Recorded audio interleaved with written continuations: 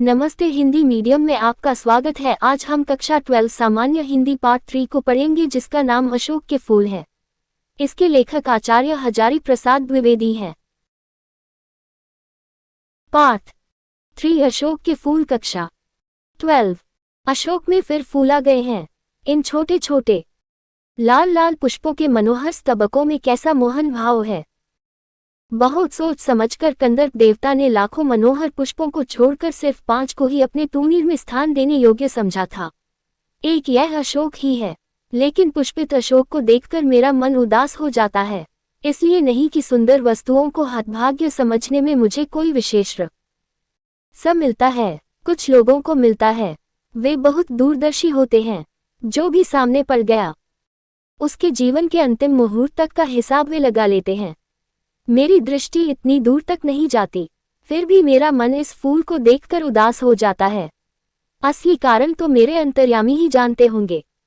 कुछ थोड़ा सा मैं भी अनुमान कर सकता हूँ, बताता हूँ। भारतीय साहित्य में और इसलिए जीवन में भी इस पुष्प का प्रवेश और निर्गम दोनों ही विचित्र नाटकीय व्यापार हैं। ऐसा तो कोई नहीं कह सकता कि कालिदास के पूर्व भारतवर्ष में इस पुष्प का कोई नाम ही नहीं जानता था। परंतु कालिदास के काव्यों में ये जिस शोभा और सौकुमार्य का भार लेकर प्रवेश करता है, वह पहले कहाँ था।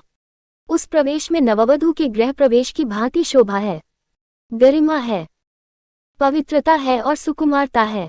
फिर एकाएक मुसलमानी सल्तनत की प्रतिष्ठा के साथ साथ यह मनोहर पुष्प साहित्य के सिंहासन से चुपचाप उतार दिया गया। नाम तो लोग बाद में भी लेते थे, पर उसी प्रकार जिस प्रकार बुद्ध विक्रमादित्य का अशोक को जो सम्मान कालिदास से मिला, वह अपूर्व था। सुंदरियों के अभिजात्य नूपुर वाले चरणों के मृदु आघात से वह फूलता था, कोमल कपोलों पर कर्णावतंस के रूप में झूलता था और चंचल नील ललिकों की अंचल शोभा को 100 गुना बढ़ा देता था। वह महादेव के मन में क्षोभ पैदा करता था, मर्यादा पुरुषोत्तम के चित्त में सीता का भ्रम पैदा करता था और मनोजन्मा देवता के एक इशारे पर कंधे पर से ही फूट उठता था। अशोक किसी कुशल अभिनेता के समान झट से रंगमंच पर आता है और दर्शकों को अभिभूत करके खप से निकल जाता है।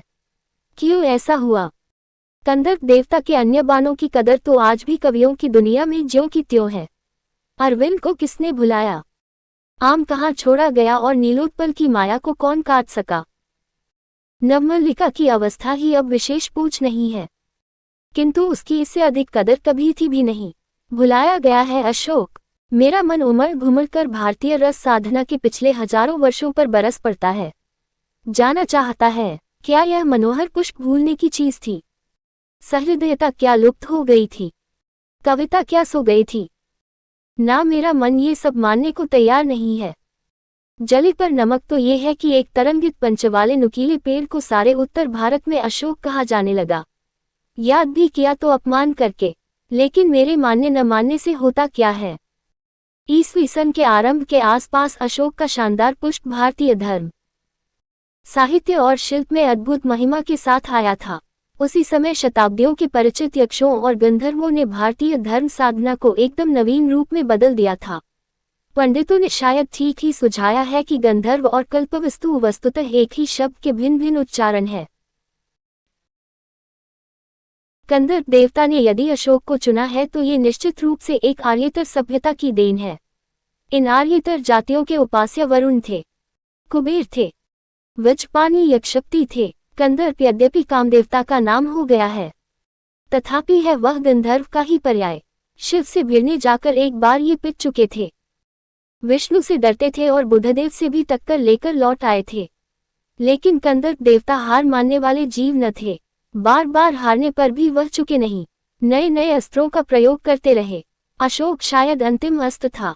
बौद्ध धर्म को इस नए अस्त्र से उन्होंने घायल कर दिया, शैवमार्ग को अभिभूत कर दिया और शाक्त साधना को झुका दिया। वज्रयान इसका सबूत है, कौर साधना इसका प्रमाण है और कापालिक मत इसका गवाह है। रवींद्रनाथ ने इस भारतवर्ष को महामन विस्मृत कहा है। विचित्र देश है वह। असुर आए, आर्य आए, शक आए, हून आए, नाग आए, यक्ष आए, गंधर्व आए, न जाने कितनी मानव जातियां यहाँ आईं और आज के भारतवर्ष को बनाने में अपना हाथ लगा गईं, जिसे हम हिंदू रीति नीति कहते हैं। वह अनेक आर्य और आर्येतर उपादानों का अद्भुत मिश्रण है। एक एक पशु, एक एक पक्षी न जाने कितनी स्मृतियों का भार लेकर हमारे सामने उपस्थित है। अशोक की भी अपनी स्मृति परंपरा है, आम की भी है, बकुल की भी है, चंपे की भी है। सब क्या हमें मालूम है? जितना मालूम है उसी का अर्थ क्या स्पष्ट हो सका है। न जाने किस बुरे मुहूर्त में मनोजन्मा देवता ने शिव पर बाण फेंका था। शरीर जलकर राख हो गया और वामन पुराण 6th अध्याय की गवाही पर हमें मालूम है कि उनका रत्नमय धनुष टूटकर खंड खंड होकर धरती पर गिर गया। जहां मूर्त थी वह स्थान रुक्मणी से बना था। वह टूटकर धरती पर गिरा और चंपे का फूल बन गया। हीरे का बना हुआ जो नाह स्थान था वह टूटकर गिरा और मौसरी के मनोहर पुष्पों में बदल गया। अच्छा ही हुआ इंद्रनील मणियों का बना हुआ कोटि देश भी टूट गया और सुंदर पाटल पुष्पों में परिवर्तित हो गया। ये भी बुरा नहीं हुआ, लेकिन सबसे सुंदर बात यह हुई कि चंद्रकांत मणियों का बना हुआ मध्य देश टूट कर चमेली बन गया और विद्रुम की बनी निम्नतर कोटि बेला बन गई। स्वर्ण को जीतने वाला कठोर धनुष जो धरती पर गिरा तो कोमल फूलों में बदल गया। स्वर्गीय वस्तुएं धरती से मिले बिना मनोहर नहीं होती। परंतु मैं दूसरी बात सोच रहा हूँ, इस कथा का रहस्य क्या है? यह क्या पुराणकार की सुकुमार कल्पना है या सचमुच ये फूल भारतीय संसार में गंधर्वों की देन है? एक निश्चित काल के पूर्व इन फूलों की चर्चा हमारे साहित्य में मिलती भी नहीं। सोम तो निश्चित रूप से गंधर्वों से खरीदा जाता था। ब्राह्मण ग्रंथों में यज्ञ की विधि में यह विधान सुरक्षित रह गया है। ये फूल भी क्या उन्हीं से मिले? कुछ बातें तो मेरे मस्तिष्क में बिना सोचे ही उपस्थित हो रही हैं। यक्षों और गंधर्वों के देवता कुबेर, सोम, अप्सराएं यद्यपि बाद के ब्राह्मण ग्रंथों में भी स्वीकृत है, तथापि पुराने साहित्य में आप देवता के रूप में ही मिलते हैं। बौद्ध साहित्य में तो बुद्धदेव को ये कई बार बाधा देते हुए बताए गए हैं। महाभारत में ऐसी अनेक कथाएं आती हैं जिनमें संतानार्थिनी स्त्रियां वृक्षों के अपदेवता यक्षों के पास संतान कामिनी होकर जाया करती थीं। यक्ष और यक्षिणी साधारणतः विलासी और उर्वरता जनक देवता समझे जाते थे। कुबेर तो अक्षय निधि के अधीश्वर भी है। यक्षमा नामक रोग के साथ भी इन दोनों का संबंध जाता है। भरहुत, बोध गया, सांची आदि में उत्कीर्ण मूर्तियों में संतानार्थिनी स्त्रियों का यक्षों के सानिध्य के लिए वृक्षों के पास जाना अंकित है। इन वृक्षों के पास अंकित मूर्तियों की स्त्रियां प्रायः नग्न हैं। केवल कटिदेश में एक चौड़ी मेखला पहने हैं। अशोक इन वृक्षों में सर्वाधिक रहस्यमय है। सुंदरियों के चरण ताड़न से उसमें दोहत का संचार होता है और परवर्ती धर्म ग्रंथों से ये भी पता चलता है कि चैत्र शुक्ल अष्टमी को व्रत करने और अशोक की 8 पत्तियों के भक्षण से स्त्री की संतान कामना फलवती होती है। अशोक कल्प में बताया गया है कि अशोक के फूल 2 प्रकार के होते हैं, सफेद और लाल। सफेद तो तांत्रिक क्रियाओं में सिद्धप्रद समझकर व्यवहार होता है और लाल समरवर्धक होता है। इन सारी बातों का रहस्य क्या है? मेरा मन प्राचीन काल के कुंडलिताकाश में दूर तक उड़ना चाहता है। हाय, पंथ कहाँ हैं? वह मुझे प्राचीन युग की बात मालूम होती है। आर्य का लिखा हुआ साहित्य ही हमारे पास बचा है। उसमें सब कुछ आर्य दृष्टिकोण से ही देखा गया है। आर्यों से अनेक जातियों का संघर्ष हुआ, कुछ ने उनकी अधीनता नहीं मानी, वे कुछ ज्यादा गर्वीली थीं। संघर्ष खूब हुआ, पुराणों में इसके प्रमाण है। यह इतनी पुरानी बात है कि सभी संघर्षकारी शक्तियां बाद में देवयोनी जात मान ली गईं। पहला संघर्ष शायद असुरों से हुआ। ये बड़ी गर्वीली जाति थी। आर्यों का प्रभुत्व इसने कभी नहीं माना। फिर दानवों, दैत्यों और राक्षसों से संघर्ष हुआ। गंधर्वों और यक्षों से कोई संघर्ष नहीं हुआ। वे शायद शांतिप्रिय जातियां थीं। भरहुत, सांची, मथुरा आदि में प्राप्त यक्षिणी मूर्तियों की गठन और बनावट देखने से ये स्पष्ट हो जाता है कि ये जातियां पहाड़ी थीं। हिमालय का देश ही गंधर्व, यक्ष और अप्सराओं की निवास भूमि है। इनका समाज संभवतः उस स्तर पर था जिसे आजकल के पंडित पुनर्लुएन सोसाइटी कहते हैं, शायद इससे भी अधिक आदिम। परंतु वे नाच गान में कुशल थे। यक्ष तो धनी भी थे। वे लोग वानरों और भालुओं की भांति कृषि पर स्थिति में भी नहीं थे और राक्षसों और असुरों की भांति व्यापार वाणिज्य वाली स्थिति में भी नहीं। वे मणियों और रत्नों का संधान जानते थे, पृथ्वी के नीचे गड़ी हुई निधियों की जानकारी रखते थे और अचानक धनी हो जाते थे। संभवतः इसी कारण उनमें विलासिता की मात्रा अधिक थी। परवर्ती काल में ये बहुत सुखी जाति मानी जाती थी। यक्ष और गंधर्व एक ही श्रेणी के थे, परंतु आर्थिक स्थिति दोनों की थोड़ी भिन्न थी। किस प्रकार कंदर्प देवता को अपनी गंधर्व सेना के साथ इंद्र का मुसाहिब बनना पड़ा, वह मनोरंजक कथा है, पर यहाँ वह सब पुरानी बातें क्यों रटी जाएं? प्रकृति यह है कि बहुत पुराने जमाने में आर्य लोगों को अनेक जातियों से निपटना पड़ा था, जो गर्वीली थीं, हार मानने को प्रस्तुत नहीं थी।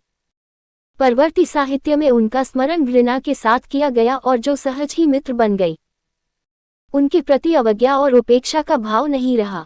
असुर, राक्षस, दानव और दैत्य पहली श्रेणी में तथा यक्ष, गंधर्व, किन्नर, सिद्ध, विद्याधर, वानर, भालू आदि दूसरी श्रेणी में आते हैं। परवर्ती हिंदू समाज इन सबको बड़ी अद्भुत शक्तियों का आश्रय मानता है। सबसे देवता बुद्धि का पोषण करता है। अशोक वृक्ष की पूजा इन्हीं गंधर्वों और यक्षों की देन है।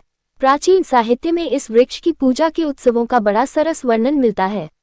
असल पूजा अशोक की नहीं, बल्कि उसके अधिष्ठाता कंदर्प देवता की होती थी।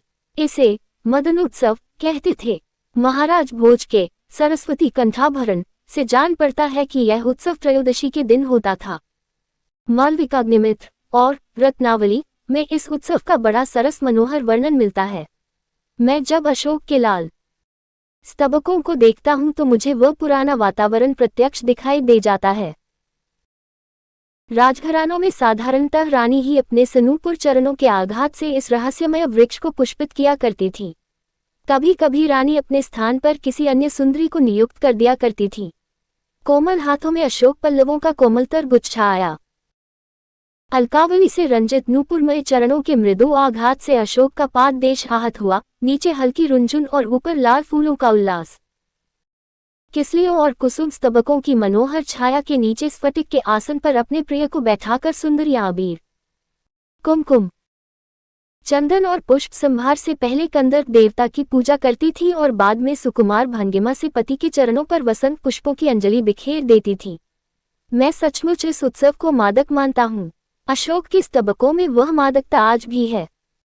पर पूछता कौन है कि इन फूलों के साथ क्या मामूली स्मृति जुड़ी हुई है? भारतवर्ष का स्वर्ण युग इस पुष्प के प्रत्येक दल में लहरा रहा है। कहते हैं, दुनिया बड़ी भूलक्कड़ है, केवल उतना ही याद रखती है जितने से उसका स्वार्थ सधता है, बाकी को फेंककर आगे बढ़ जाती है। शायद अशोक से उसका स्वार्थ नहीं सधा, क्यों उसे वह याद रखती? सारा संसार स्वार्थ का अखाड़ा ही तो है। अशोक का वृक्ष जितना भी मनोहर हो, जितना भी रहस्यमय हो, जितना भी अलंकारमय हो, परंतु है वह उस विशाल सामंत संस्कृति की परिष्कृत रुचि का ही प्रतीक, जो साधारण प्रजा के परिश्रमों पर पली थी। उसके रक्त के संस्रव कणों को खाकर बड़ी हुई थी और लाखों करोड़ों की उपेक्षा से जो समृद्ध हुई थी। वे सामंत उखड़ गए, समाज ढह गए और मदनोत्सव की धूमधाम भी मिट गई। संतान कामनियों को गंधर्वों से अधिक शक्तिशाली देवताओं का वरदान मिलने लगा। पीरों ने, भूत भैरवों ने, काली दुर्गा ने यक्षों की इज्जत घटा दी। दुनिया अपने रास्ते चली गई, अशोक पीछे छूट गया। मुझे मानव जाति की दुर्दम निर्मम धारा के हजारों वर्ष का रूप साफ दिखाई दे रहा है। मनुष्य की जीवनी शक्ति बड़ी निर्मम है। वह सभ्यता और संस्कृति के वृथा मोह को रौंदती चली आ रही है। न जाने कितने धर्माचारों, विश्वासों, उत्सवों और व्रतों को धोती बहाती यह जीवन धारा आगे बढ़ी है। संघर्ष से मनुष्य ने नई शक्ति पाई है। हमारे सामने समाज का आज जो रूप है, वह न जाने कितने ग्रहण और त्याग का रूप है। देश और जाति की विशुद्ध संस्कृति केवल बाद की बात है। सब कुछ में मिलावट है, सब कुछ अविशुद्ध है। शुद्ध केवल मनुष्य की दुर्दम जिजीविषा, जीने की इच्छा है। वह गंगा की अबाधित अनाहत धारा के समान सब कुछ को हजम करने के बाद भी पवित्र है। सभ्यता और संस्कृति का मोह क्षण भर बाधा उपस्थित करता है। धर्माचार का संस्कार थोड़ी देर तक इस धारा से टक्कर लेता है, पर इस दुर्दम धारा में सब कुछ बह जाता है। जितना कुछ इस जीवनी शक्ति को समर्थ बनाता है, उतना उसका अंग बन जाता है, बाकी फेंक दिया जाता है। धन्य हो महाकाल, तुमने कितनी बार मदन देवता का गर्व खंडन किया है। धर्मराज के कारागार में क्रांति मचाई है। यमराज के निर्णय तारल्य को पी लिया है। विधाता के सर्वकर्तृत्व के अभिमान को चूर्ण किया है।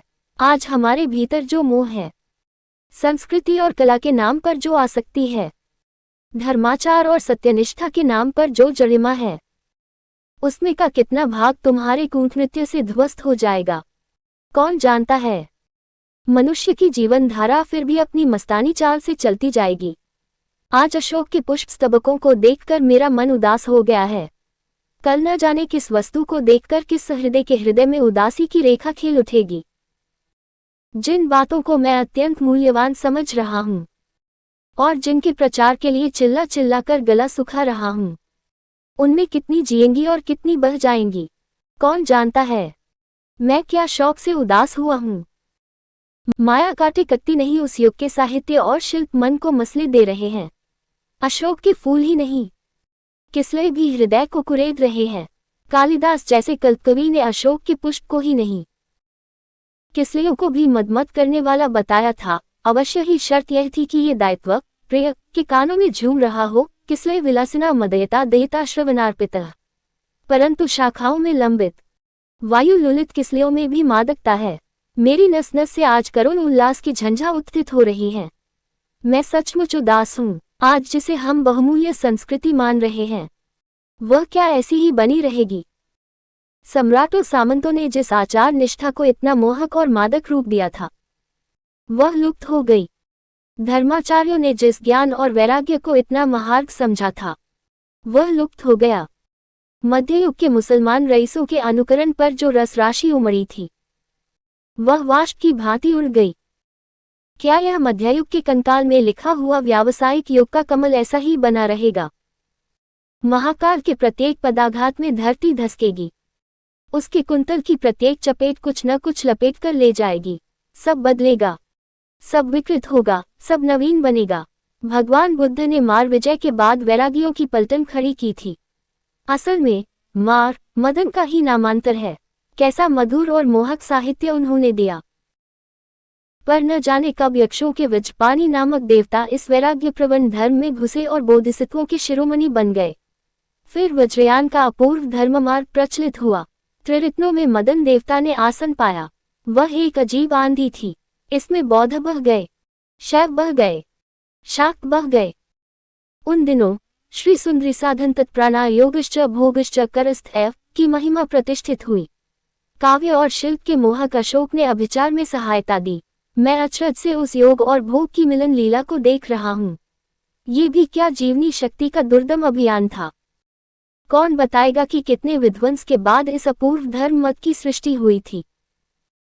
अशोक स्तवक का हर फूल और हर दल इस विचित्र परिणति की परंपरा ढोए जा रहा है। कैसा झबरा सा गुल्म है, मगर उदास होना भी बेकार है। अशोक आज भी उसी मौज में है जिसमें आज से 2000 वर्ष पहले था। कहीं भी तो कुछ नहीं बिगड़ा है, कुछ भी तो नहीं बदला है। बदली है मनुष्य की मनोवृत्ति। यदि बदले बिना वह आगे बढ़ सकती तो शायद वह भी नहीं बदलती। और यदि वह न बदलती और व्यावसायिक संघर्ष आरंभ हो जाता, मशीन का रथ धड़ धड़ चल पड़ता, विज्ञान का सारवत धावन चल निकलता, तो बड़ा बुरा होता। हम पिस जाते। अच्छा ही हुआ जो वह बदल गई। पूरी कहाँ बदली है, पर बदल तो रही है। अशोक का फूल तो उसी मस्ती में हंस रहा है। पुराने चित्र से इसको देखने वाला उदास होता है। वह अपने को पंडित समझता है। पंडिताई भी एक बोझ है, जितनी ही भारी होती है उतनी ही तेजी से डुबाती है। जब वह जीवन का अंग बन जाती है तो सहज हो जाती है। तब वह बोझ नहीं रहती। वह उस अवस्था में उदास भी नहीं करती। कहो, अशोक का कुछ भी तो नहीं बिगड़ा है। कितनी मस्ती में झूम रहा है। कालिदास इसका रस ले सके थे अपने ढंग से, मैं भी ले सकता हूँ अपने ढंग से। उदास होना बेकार है। डॉक्टर हजारी प्रसाद द्विवेदी। अगर आपको ये वीडियो अच्छी लगी हो तो चैनल को सब्सक्राइब करें और एक लाइक जरूर करें। धन्यवाद।